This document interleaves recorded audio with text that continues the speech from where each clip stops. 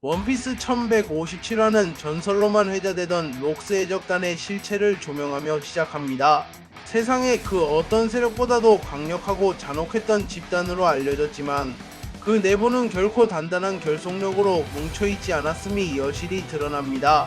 컷마다 묘사되는 선원들의 모습은 동료라기보다는 서로의 목을 노리는 경쟁자에 가깝습니다. 그들은 끊임없이 서로를 배신하고 기회를 엿보며 오직 선장 록스디, 지백이라는 압도적인 존재의 힘 아래 불안정한 균형을 유지하고 있었을 뿐입니다.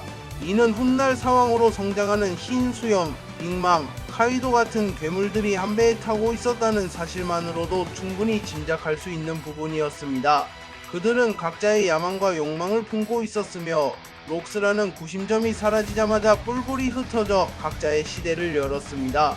이번 화는 그들의 관계가 단순한 동료애가 아닌 서로의 힘을 이용하고 언젠가는 집어삼키려 했던 약육강식의 축소판이었음을 명확히 보여주며 록스 해적단의 본질적인 위험성을 각인시켜줍니다. 나레이션은 록스 해적단이 지난 2년간 저질러온 끔찍한 범죄들을 구체적으로 나열하며 독자들을 경악케 합니다. 기록된 습격 사건만 16건, 침몰시킨 배는 무려 76척에 달합니다. 또한 14개의 항구를 불태우고 5개의 도시를 파괴했으며 세계법 제18조 위반 특수사건 3건과 말소된 범죄 기록 25건이라는 기록은 그들의 파괴 행위가 단순히 해적지를 넘어 세계 질서 자체에 대한 정면 도전이었음을 시사합니다. 미래의 해적왕 꼴디 로저조차 이 시기에는 록스의 그늘 아래에 있었습니다. 이는 록스 해적단이 단순히 강한 해적단이 아니라 하나의 시대를 지배했던 거대한 세력이었음을 의미합니다. 그들의 활동은 단순한 약탈이 아닌 세계 정부가 구축해놓은 시스템 자체를 뒤흔드는 테러에 가까웠습니다. 이처럼 압도적인 스케일의 파괴와 혼돈은 왜 세계 정부가 그토록 록스의 이름을 역사에서 지우려 했는지, 그리고 신의 계곡 사건이 얼마나 필연적인 충돌이었는지를 설명하는 중요한 배경이 되어줍니다. 장면은 신세계의 거인족 국가 엘바프로 전환됩니다. 이곳에서 하랄드 왕이 등장하며 이야기의 또 다른 축을 형성합니다. 하랄드는 엘바프의 동맹국 출신 인물이 세계정부 요원에게 부당하게 위협받는 것을 보고 그를 구해주는 의로운 행동을 합니다. 이 사건은 그의 강직한 성품을 보여주는 동시에 엘바프와 세계정부 사이의 관계를 급격히 악화시키는 계기가 됩니다. 엘바프는 세계 최강의 국가로 불릴 만큼 강력한 무력을 지녔지만 그들의 긍지와 명예를 중요시하는 문화 때문에 세계 정부와 같은 거대 권력과도 타협하지 않는 모습을 보입니다. 하랄드의 행동은 개인의 의로운 행동을 넘어 외부의 부당한 압력에 굴복하지 않겠다는 엘바프 전체의 의지를 상징합니다. 이는 록스가 왜 그토록 엘바프를 자신의 세력으로 끌어들이려 했는지, 그리고 세계 정부가 왜 엘바프의 독자적인 행보를 경계했는지를 이해하게 만드는 중요한 대목입니다. 세계 정부와의 관계가 껄끄러워진 엘바프의 록스디, 지백이 직접 모습을 드러냅니다. 그는 이다의 바에서 하랄드 왕과 독대하며 동맹을 제안합니다. 록스는 세계의 왕이 되겠다는 자신의 야망을 이루기 위해 엘바프의 막강한 군사력이 반드시 필요하다고 판단했던 것입니다. 하지만 하랄드는 단호하게 그의 제안을 거절합니다.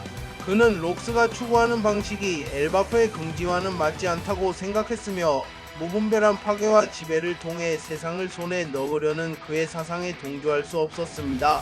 이들의 대화를 엘바프의 왕자 로키가 몰래 엿듣고 있는 장면은 미래의 전개의 중요한 복선이 될 수 있습니다. 하랄드의 거절은 록스의 계획에 큰 차질을 빚게 만들었고, 이는 록스가 다른 방식으로 자신의 목적을 달성하려 하거나 혹은 엘바프를 적으로 돌릴 수도 있다는 긴장감을 조성합니다. 이 장면은 힘의 논리만이 지배하는 록스와 명예와 긍지를 중시하는 하랄드의 가치관이 정면으로 충돌하는 순간을 보여줍니다. 하지만 록스는 하랄드를 아직 친구로 생각하기에 둘이 충돌할 가능성은 없어 보입니다.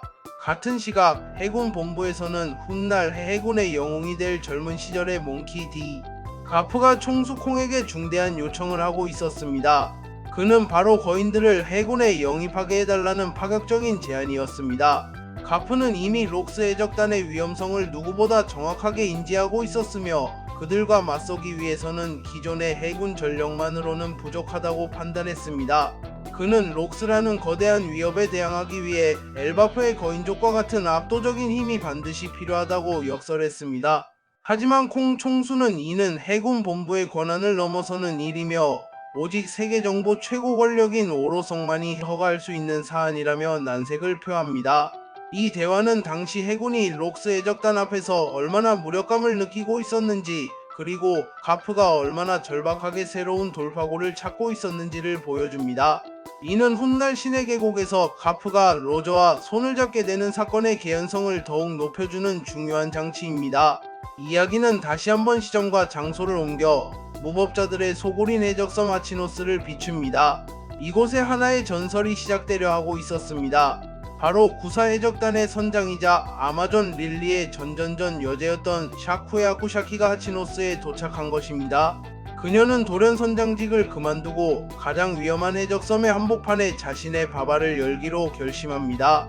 그녀가 구사해적단을 떠난 이유에 대해서는 명확히 밝혀지지 않았지만 아마존 릴리의 황제들이 앓는다는 사랑병과 관련이 있을 것이라는 추측이 지배적이며, 이는 훗날 그녀의 파트너가 되는 실버즈 레일리와의 만남을 암시하는 부분이기도 합니다.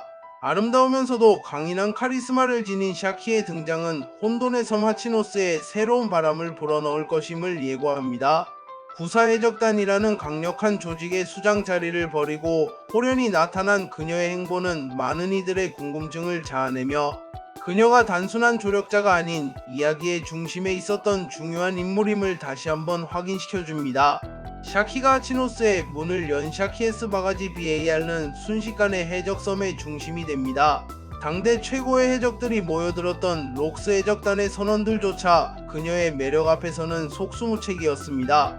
젊은 시절에 흰 수염을 포함한 록스 해적단의 거친 사내들은 샤키를 보자마자 눈에 하트가 뿅뿅 튀어나오고 심장이 터질 듯 두근거리는 모습을 보입니다. 그들은 앞다투어 가게를 청소하겠다, 꽃을 심겠다, 지켜주겠다며 아우성을 칩니다. 이 장면은 험악하고 살벌한 해적섬의 분위기와는 대조되는 코믹한 연출을 통해 샤키라는 인물이 가진 독보적인 매력과 존재감을 극적으로 보여줍니다. 그녀의 반은 단순한 술집이 아니었습니다. 온갖 흉악한 해적들이 들끓는 하치노스에서 유일하게 평화와 활기가 넘치는 공간이자 모든 이들이 그녀를 동경하고 흠모하게 만드는 신성불가침의 영역이 되었습니다. 전설에 바라는 챕터의 제목처럼 샤키와 그녀의 반은 이때부터 하나의 전설로 자리 잡기 시작합니다. 샤키의 매력은 단순히 아름다운 외모에서만 비롯되는 것이 아니었습니다. 그녀는 자신을 지켜주겠다는 해적들의 제안에 나도 해적이라고, 내가 뭘 하든 해군에게 쫓기지 라고 말하며 자신의 정체성과 강인함을 당당하게 드러냅니다. 또한 자신을 숨겨달라는 요청에는 이곳에 숨어 지내고 싶다는 의사를 밝히며 누구에게도 의존하지 않는 독립적이고 주체적인 모습을 보여줍니다. 이러한 그녀의 당당함과 카리스마는 흉포한 해적들마저 순한 양으로 만들기에 충분했습니다. 사람들은 그녀를 하치노스의 보물이라 부르기 시작했으며 그녀의 존재는 해적섬의 모든 이들에게 큰 영향을 미쳤습니다.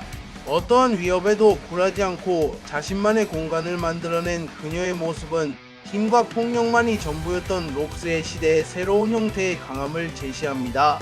이는 훗날 그녀가 로저 해적단의 부선장 레일리와 동반자가 되는 것이 결코 우연이 아님을 보여주는 대목이며, 그녀가 가진 내면의 힘과 지혜가 얼마나 대단한지를 짐작하게 합니다. 이야기는 다시 세계의 권력이 모이는 곳 성지 마리조아로 향합니다.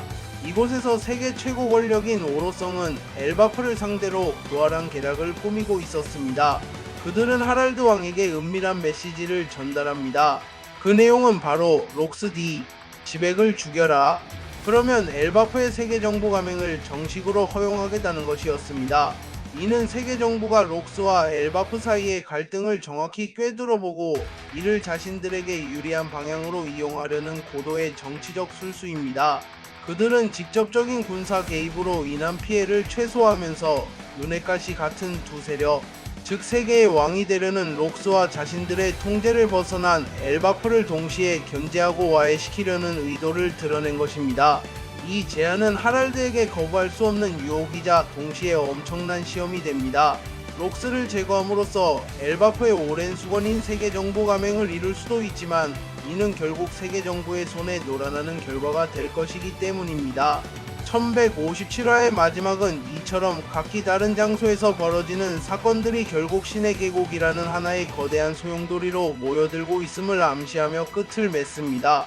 록스에 주체할 수 없는 야망, 이를 막으려는 하랄드의 긍지, 거인의 힘을 필요로 하는 카프의 절박함, 그리고 이 모든 것을 자신들의 시나리오대로 움직이려는 오로성의 계략이 복잡하게 얽히고 설켜 있습니다. 여기에 하치노스에 나타난 샤키라는 변수가 어떤 역할을 하게 될지도 미지수입니다.